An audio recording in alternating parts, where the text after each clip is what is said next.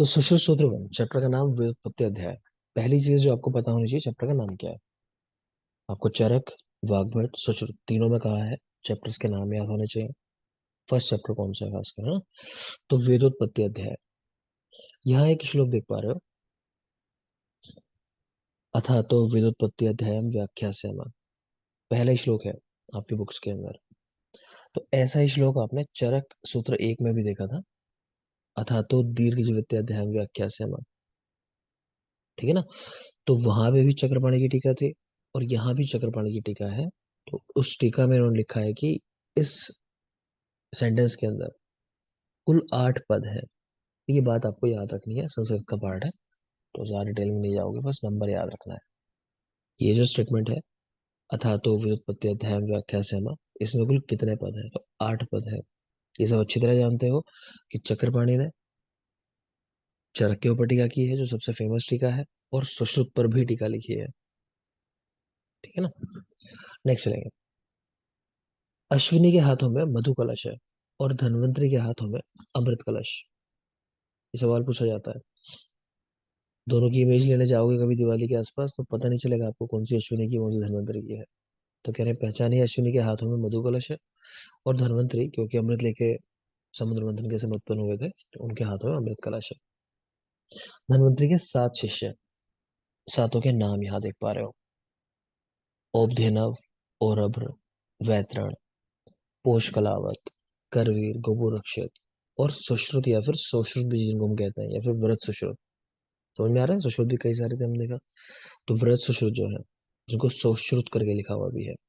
अब एक चीज ध्यान से देखना, आगे चल के आपसे पूछेगा कि शल्य तंत्र के जो बेसिक या आधार ग्रंथ है वो कौन कौन से हैं।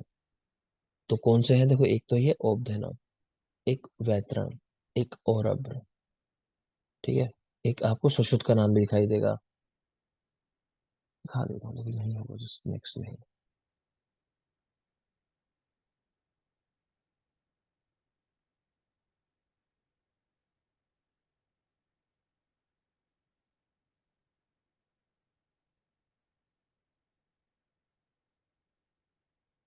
चलो अभी आएगा, अभी देखेंगे, वहीं याद करेंगे, बताऊंगा उसमें क्या कॉन्सेप्ट है। फिलहाल आप नाम देख लो, ये धन्वंतरि के 7 शिष्य थे और आत्रेय कितने शिष्य थे? 5। वो भी याद रखोगे। 6, माफ करें। ठीक बेटा, सॉरी सॉरी सॉरी, 6। 6 थे, ठीक है। दलहन ने यहाँ 5 शिष्य अतिरिक्त बता दिए, तो कुल 12 शिष्य हो गए। भोज, निमित, अंकायन, गार्गी वाला। तो पीछे वाले ये 7 और 5 जो दलहन ने एक्स्ट्रा बताए। सवाल इसमें भी आ चुका है कि दलहन के अनुसार कुल कितने शिष्य हैं, या फिर इनमें से कौन सा शिष्य है जिसका उल्लेख दलहन ने किया है, ऐसा करके सवाल आ चुके हैं। तो आपको दोनों तरफ के नाम याद रखने हैं, दलहन के भी और जो पीछे आपने पढ़े, भोज, निमित, अंकायन, गार्गी वाला। ये 5 एक्स्ट्रा हैं, तो कुल 12 हो गए दलहन के अनुसार। रोग कितने होते हैं नंबर याद नहीं करना, आपको पहले भी कहा है कि रोग कई तरीके से पूछता है, फालतू का नंबर है मत देखो आप, नहीं याद करना। तो रोग शारीरिक भी होते हैं, मानसिक होते हैं, आगंतुक होते हैं, स्वाभाविक होते हैं। रोग का कोई डिवीजन फिक्स नहीं है, असंख्य भी होते हैं, ठीक है। आगे देखेंगे, सबसे पहली संहिता कौन सी है दुनिया की, तो वो है ब्रह्म संहिता। सबसे पहली संहिता ब्रह्म संहिता।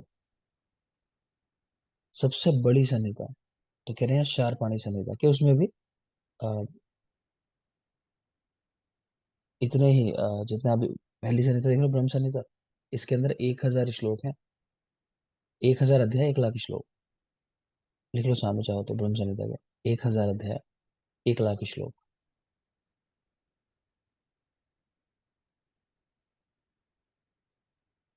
ठीक है। और शारपाणी संहिता है, तो वो भी सबसे बड़ी संहिता कंसिडर की जाती है, शारपाणी संहिता। और एक लिखी है यहाँ पे गोरख संहिता, उसमें कह रहे हैं कि ब्रह्म संहिता की तरह ही 1 लाख श्लोक है उसके अंदर भी। जैसे ब्रह्म संहिता में 1000 अध्याय है, 1 लाख श्लोक है, उसी तरह गोरख संहिता में भी है।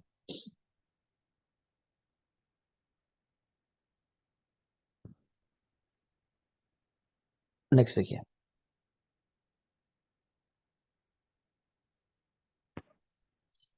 आयुर्वेद अथर्ववेद का उपांग है, मतलब अथर्ववेद का हिस्सा है। ऐसा मान लो कि अथर्ववेद से ही उत्पन्न हुआ है। अभी इसमें भी अलग अलग चीजें मिलती हैं। आप चाहो तो ब्रैकेट में लिख सकते हो, कुछ के अनुसार या किंचित के मत से ऋग्वेद। कुछ लोग ऋग्वेद से मानते हैं, ठीक है ना, लेकिन हम लोग अथर्ववेद ही याद रखेंगे करके, वही याद रखना है आपको।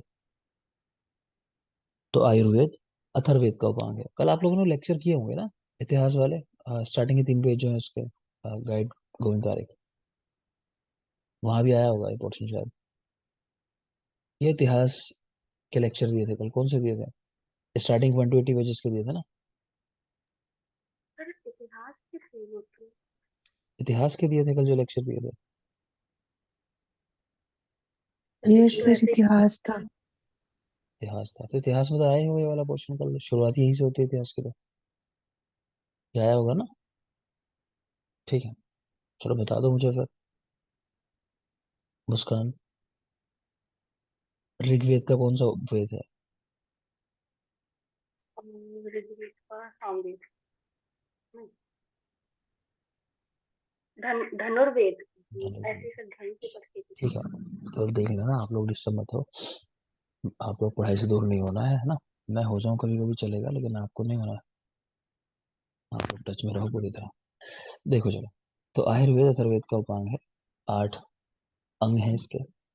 कौन से 8 अंग हैं? जो हम 8 डिवीजन याद करते हैं, काय बाल गृह ऊर्ध्वांग शल्य दंष्टा जरा वशन, तो वो 8 भाग या अंग कह लो आप आयुर्वेद के। ये विभाजन किसने किया? तो ब्रह्मा जी ने किया, कि आयुर्वेद को 8 अंगों में बांटा गया। किसके द्वारा? ब्रह्मा जी के द्वारा।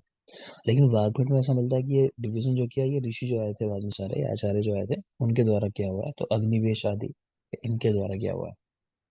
ठीक है, तो यहाँ देख पा रहे हो ब्रह्मा जी के द्वारा का, और संग्रह में लिखा है अग्निवेश आदि के द्वारा किया हुआ। फिर यहाँ वही वाली बात कि जैसे चरक संहिता में क्या हुआ था, कि सबने मिलकर तय किया था कि भाई हम जो आचार्य हैं, हमारे जो सवाल हैं वो आपसे ये अग्निवेश करेंगे, या फिर कह लो आत्रेय करेंगे, या फिर भेजा गया था ऊपर। किसको भेजा गया था? इंद्र के पास, चरक सूत्र 1 में। भारद्वाज को, भरत। ठीक है ना। भारद्वाज जी को। हाँ कि भारद्वाज। ठीक है बेटा, कि भारद्वाज सवाल करेंगे, तो जैसे वहां पे तीनों में से किसी को भी आप कंसिडर कर सकते हो, अलग अलग जगह पे स्टेटमेंट अलग अलग है। उसी तरह यहाँ पे आप देखोगे, तो यहाँ पे सुश्रुत के लिए कहा जा रहा है कि भाई हम सब की तरफ से आपसे जो सवाल जवाब है वो सुश्रुत करेंगे, ये पूछेंगे, और हम समझ लेंगे कि हाँ हमारी क्वेरी का ये आंसर है। तो यहाँ सुश्रुत को बना दिया अपना अग्रज, ऐसा कह लो। आयुर्वेद का प्रयोजन, चरक में आपने पढ़ा, स्वस्थस्य स्वास्थ्य रक्षणम, आतुरस्य विकार पशुनम च। स्वस्थ की रक्षा करना, जो स्वस्थ है उसको स्वस्थ बनाए रखना, ये पहला प्रयोजन है। और सेकंड है, जो बीमार है, जो रोगी है, उसको ठीक करना। यहाँ जस्ट अपोजिट है। पहला देख पा रहे हो, व्याधि उपसृष्टा नाम व्याधि परिमोक्षा, कि जिसको व्याधि है उसकी व्याधि दूर करो। फिर है स्वस्थस्य रक्षणम च। तो आप ऐसा मान सकते हो कि यहाँ पहला प्रयोजन जो है ये है, और दूसरा ये है। लेकिन सवाल आज तक जब भी पूछा गया है तो वही पूछा है कि आयुर्वेद का प्रथम प्रयोजन तो स्वस्थ से स्वास्थ्य रक्षण, क्योंकि चरक को ही कंसिडर करना है पहले, जब तक नाम देके स्पेशली ना पूछे सुश्रुत। नेक्स्ट देख लेंगे, आयुर्वेद की परिभाषा लिखी है। आयुरस्मिन् विद्यते अनेन व आयुर्विन्दति इत्यायुर्वेद, कि जहाँ पे आयु है, जहाँ पे आयु की बात की जाए, वो ही आयुर्वेद है। एक और परिभाषा ऐसी ही चरक में भी आपने पढ़ी है, सूत्र 30 में, ध्यान आ रहा है? आयुर्वेद इत्यायुर्वेद, जहाँ आयुर्वेद को बताया जाए वो आयुर्वेद है। हितम अहितम सुखम दुखम आयुस्तस्य हिताहितम मानम च तच्यत्रोक्तम आयुर्वेद सा उच्यते, कि जहाँ क्या हितकारी है, क्या अहितकारी है, क्या सुखायु है, क्या दुखायु है, इस सब का उल्लेख किया जाए तो वो आयुर्वेद है। आयुर्हित अहितम व्याधि निदानम शमनम तथा विद्यते यद्र सा आयुर्वेद उच्यते, कि आयु के लिए हितकर अहितकर, व्याधि का निदान शमन, ये सब जहाँ बताया जाए वो आयुर्वेद है। ये भाव प्रकाश की परिभाषा है। ठीक है, थोड़ा सा माइंड में रखना। जैसे इन सवालों में क्या बन सकता है कि भाई आयु कितने तरह की है, तो 4 तरह की है, हितायु अहितायु वाली बात है। और एक नीचे वाली परिभाषा देख रहे हो, यहाँ आयु के साथ साथ व्याधि, उसके निदान शमन की बात भी हुई है। ये भाव प्रकाश का श्लोक है, कभी आ जाए तो आइडेंटिफाई करना आना चाहिए। नेक्स्ट है आचार्य सुश्रुत के अनुसार प्रमाण कितने हैं? तो चार। प्रत्यक्ष, आगम, अनुमान और उपमान। तो ये जान लोगे। उपमान प्रमाण जो है स्पेसिफिक ज्यादा, इसको याद रखना, क्योंकि चरक में आपको युक्ति दिखाई देगा यहाँ। ठीक है, वहां युक्ति प्रमाण आया है।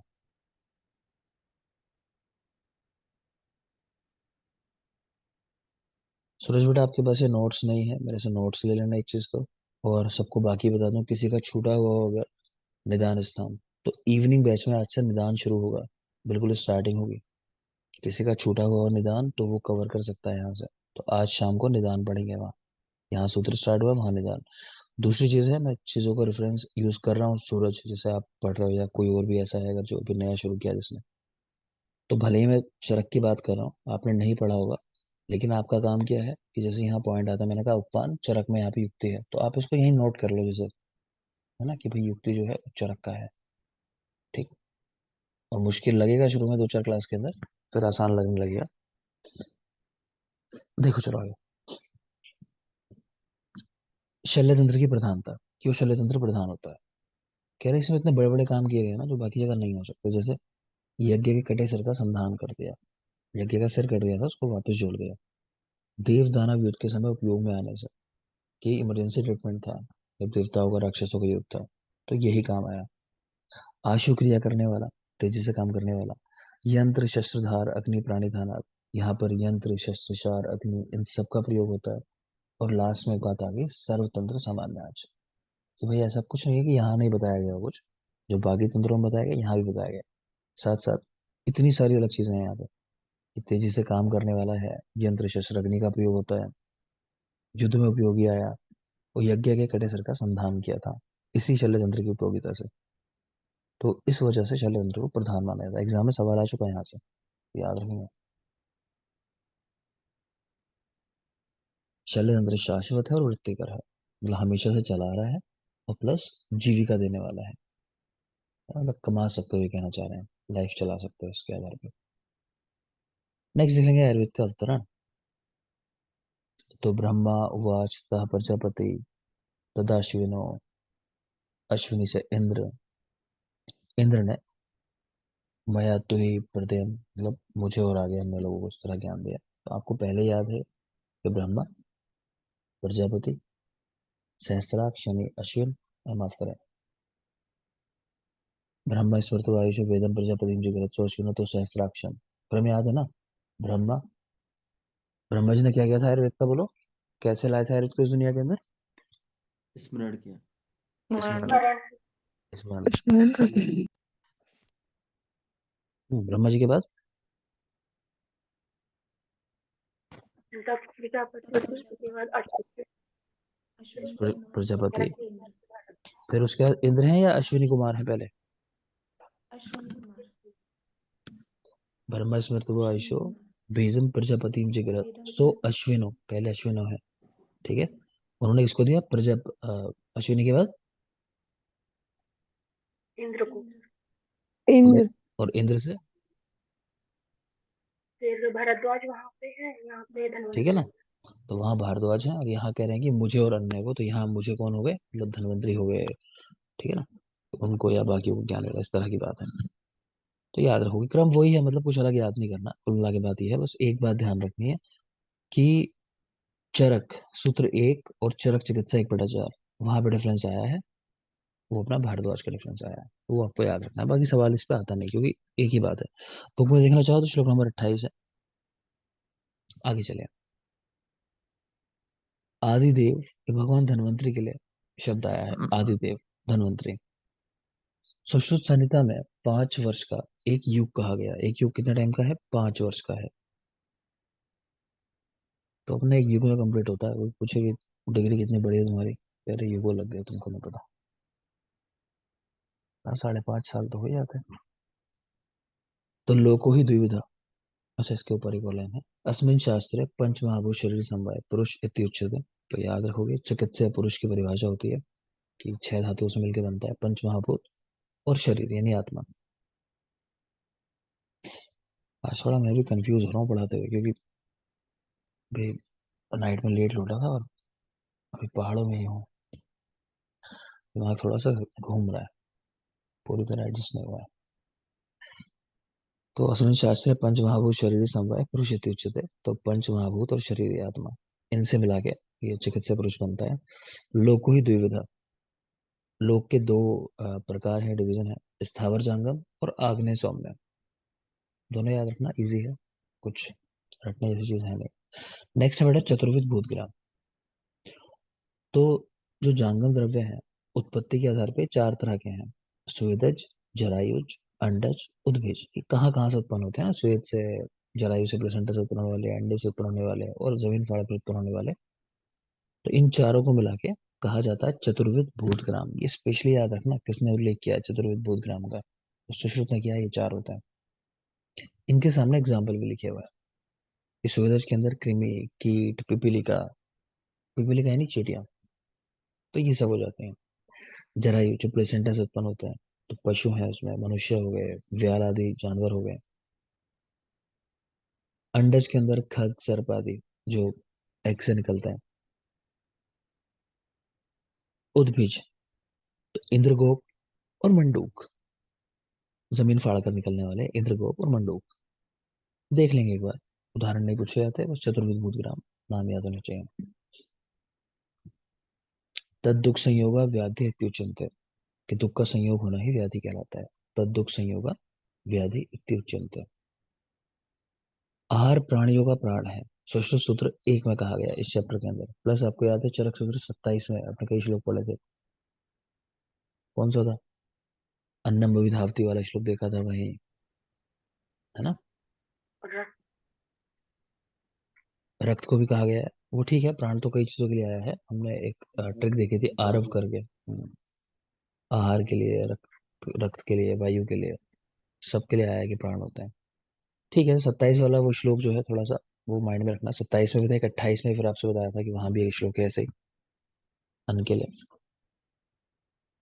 चलो याद नहीं आ रहे लोगों को भी, कंफ्यूज दिख रहे हैं, कोई बात नहीं, लेकिन है, देख लेना।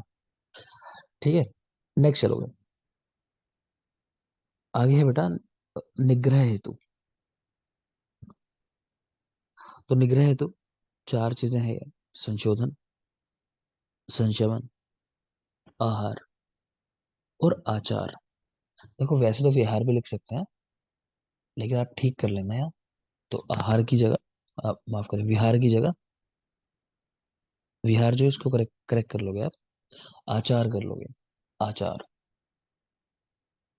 रीजन सिर्फ इतना कि आपकी गाइड में क्वेश्चन बना रखा है, तो वहाँ ऑप्शन में विहार और आचार दोनों करके रख दिए। अब जाहिर सी बात है कि बुक में जो दिया होगा उसको हम कंसिडर करते हैं, तो इसीलिए आचार लिया, मतलब दोनों का एक ही होता है। ठीक है, इनको कहा गया निग्रह हेतु, और इन्हीं को बोला गया फोर फोल्ड्स ऑफ क्लासिफिकेशन, ऐसा करके भी, फोर फोल्ड्स ऑफ क्लासिफिकेशन। तो ऐसा क्वेश्चन भी बना रखा है। ये क्या है, तो ये चार चीजें हैं। तो क्या है, संशोधन कराओ, निग्रह कैसे करोगे, किसी व्याधि को दूर कैसे करोगे, तो उसका निग्रह करना, तो संशोधन कराओ, शमन कराओ, है ना, आहार जो है वो चेंज करो डिजीज के हिसाब से, जो रोग कर रहा है उसको दूर कर दो। इसी तरह आपका आचार, मतलब अपना जो लाइफ स्टाइल है वहां भी चेंजेस करो, तो निग्रह होगा व्याधि का। इनको बोलते हैं फोर फोल्ड्स ऑफ क्लासिफिकेशन, याद रखेंगे। आपकी बुक्स में श्लोक नंबर 35 है। नेक्स्ट है द्रव्याणी पुनर्औषधया, कि भाई औषधि क्या है, कुछ और थोड़ी है, जो द्रव्य है वही औषधियां हैं। दो तरह के होते हैं, स्थावर और जंगम। तो द्रव्य दो तरह के, आप लोग सवाल पूछते हो फिर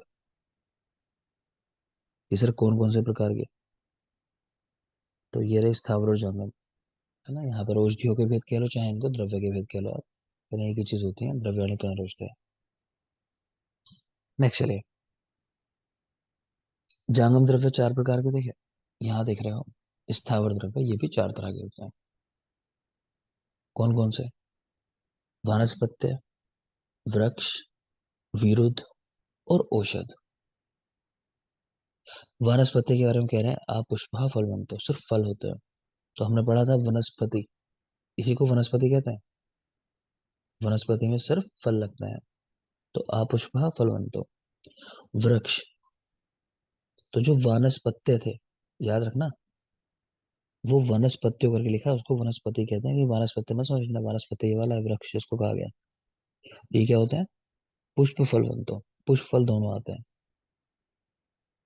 विरुद्ध, जो लताएं हमारी होती हैं, बेल, उनको बोलते हैं प्रतान वित्या स्तंभिन्यश्च, मतलब जिनके प्रतान फैले होते हैं लंबे लंबे। औषध, फल पाक निष्ठा, जो फल के पकने पर नष्ट हो जाए। ठीक है, जैसे गेहूं चावल इत्यादि हमने देखा कि जो सीजनल मेडिसिन कह लो या अनद्रव्य कह लो, जो नष्ट हो जाते हैं एक टाइम के बाद।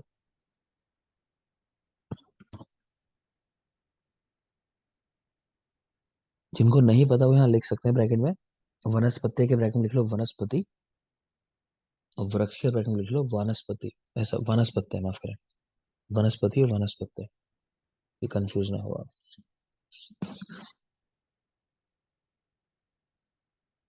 आगे चलिए।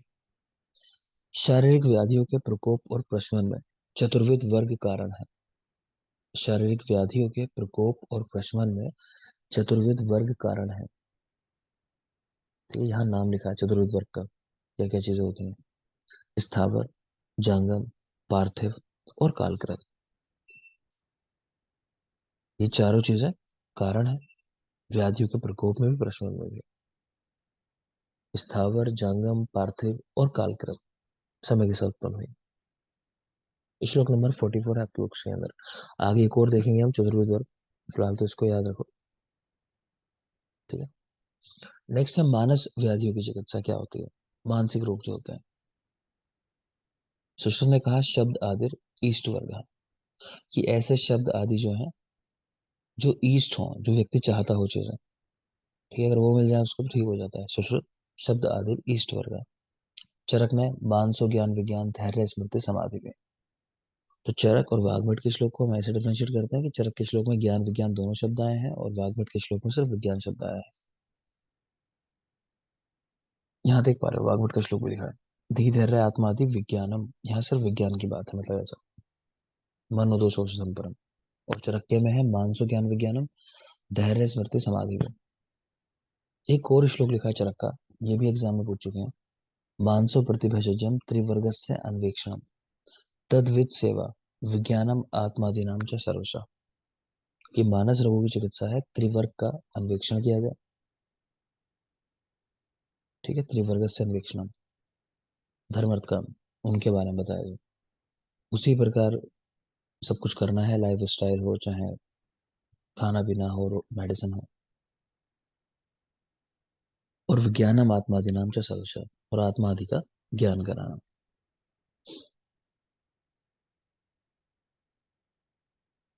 नेक्स्ट देखोगे चतुष्टय, पुरुष, व्याधि, औषध, क्रियाकाल, इन चारों को मिला के चतुष्टय कहा गया। श्लोक का शब्द है श्लोक नंबर 47, पहली लाइन है, अगर देखोगे तो लिखा है एवं एतत् पुरुषो व्याधिर औषधम क्रियाकाल इति चतुष्टयम।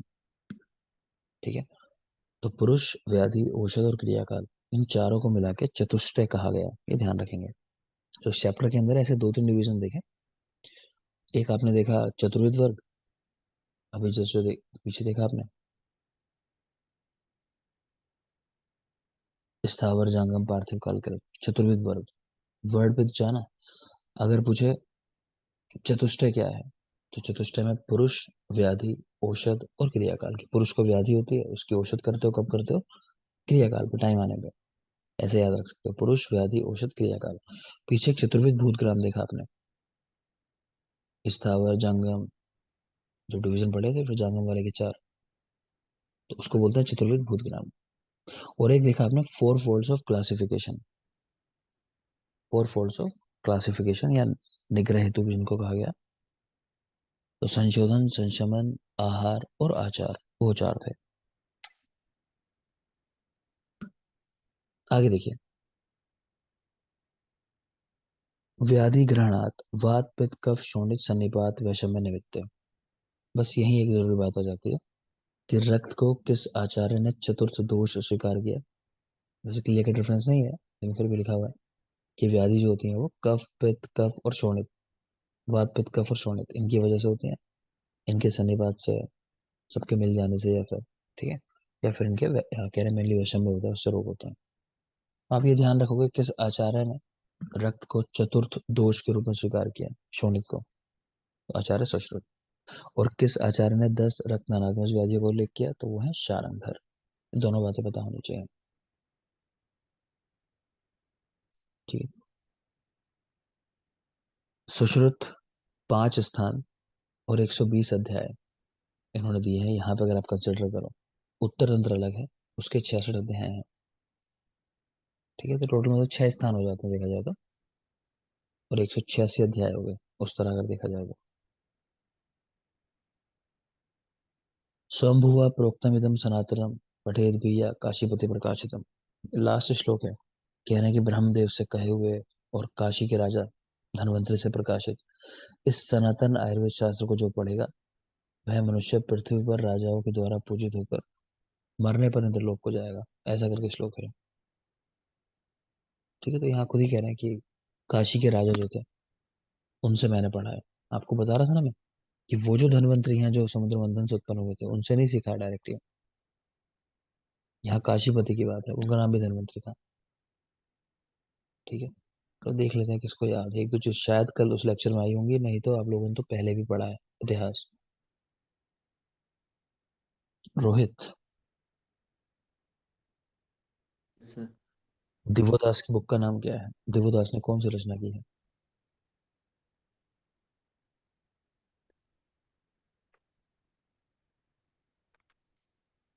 मेरी तरह तुम भी आराम पर चले गए थे या? हम्म? करने का, दिवोदास की बुक।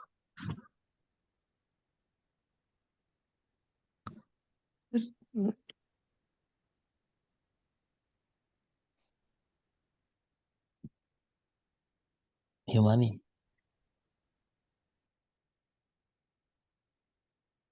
ज्योति।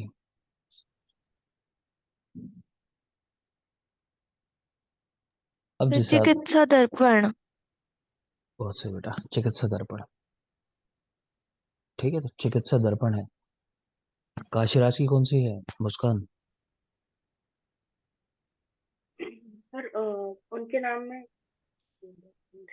नाम में भी कहा आता है जो उनकी बुक है तो ठीक बात। चिकित्सा कौमुदी। कौमुदी। ठीक है ना, चिकित्सा कौमुदी है बेटा। तो याद रखोगे, वो सब भी जरूरी चीजें हैं। ठीक है ना। तो खैर, व्याधि के कारण क्या है? ये वातपित्त कफ दोष और एक रक्त, ये कारण चौथा जो है सुश्रुत ने बताया। आगे देखिए, नेक्स्ट है चैप्टर नंबर 2।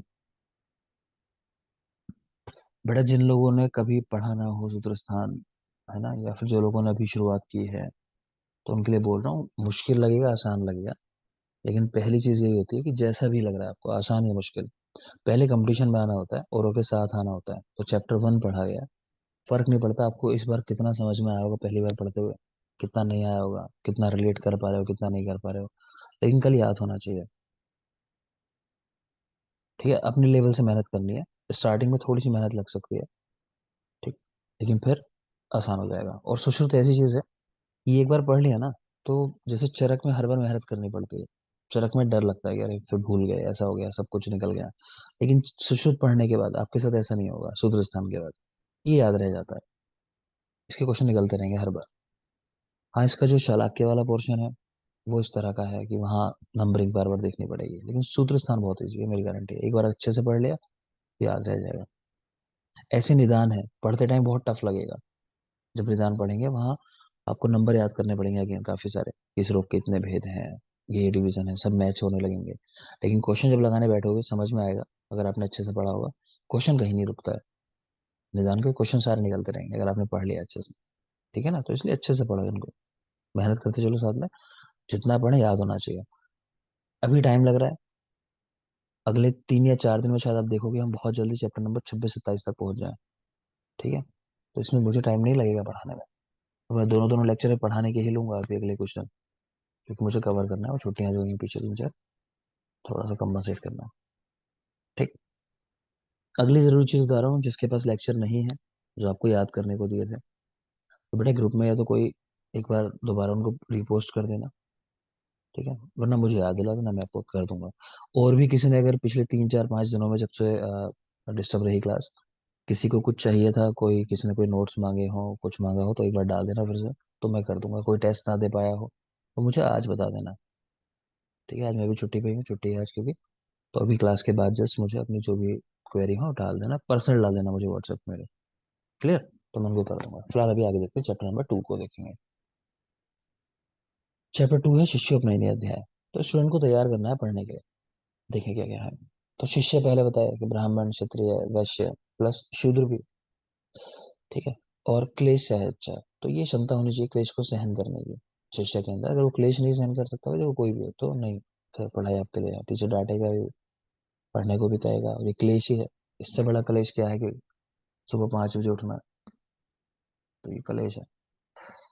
तो चरक ने सभी के लिए कह दिया, देखो काश्यप ने भी ऐसे कहा है कि जो भी योग है उन सबको पढ़ना चाहिए। सुश्रुत तैयारी करने हो गया सर है। हाँ बेटा। चरक ने क्षुद्र के लिए मना किया है। बेटा मतलब उन्होंने भी, सिर्फ 3 ही हाँ लोग बोले हैं। बेटा उन्होंने भी कह दिया है बाद में चल के कि अगर योग्य कुल में उत्पन्न हुआ है, ठीक है, तो वो भी पढ़ सकता है, ऐसी बात है। और अभी ये क्वेश्चन ना थोड़ा कंट्रोवर्शियल है, इस पार्ट को हम उस तरह याद भी नहीं करते, इसको हटा ही देते हैं। पहले की चली आ रही चीजें तो लिखी जरूर है, कोई सेंस नहीं बनता। आगे देखो। सुश्रुत ने कहा कि 4x4 की एक स्थंडलिक बनाए, एक जगह तैयार करें बैठने के लिए। दारवी होम विधि से घृत की आहुति दें, मतलब पूजा पाठ करना है, कषाय वस्त्र पहने, इनमें कुछ याद करने जैसा है नहीं। आगे चले। ये देखिए, इस पे सवाल आ चुका है एग्जाम के अंदर कि रोगी की चिकित्सा कैसे करनी चाहिए। तो यहाँ लिखा है अपने बांधवों के समान, मतलब आपके जैसे रिलेटिव हैं, इस तरह चिकित्सा करो। तो चरक और वाग्भट, वहां पे तो शब्द आया अपने पुत्र की समान रक्षा करनी चाहिए। तो क्वेश्चन आ चुका है एग्जाम में कि किसने कहा कि पुत्र के समान रक्षा करें। तो वहां आंसर वाग्भट लगवाया था, लेकिन याद रखिए चरक में भी आया है। तो फर्स्ट चरक, देन वाग्भट, पुत्र के समान रक्षा। यहाँ कह रहे हैं बांधवों के समान, रिलेटिव्स के समान। अभी एक ब्रेक ले रहे हैं हम लोग, 10 मिनट का एक ब्रेक होगा। 10 मिनट के बाद लौटेंगे। सेशन अगर बीच में बंद हो जाए, ठीक है सूरज, तो मतलब है 10 मिनट के बाद रिज्वाइन करना है। ठीक है, ब्रेक होता है सेशन के बीच में, तो 10 मिनट के बाद वापस ज्वाइन करोगे। देखते रहना आगे फिलहाल।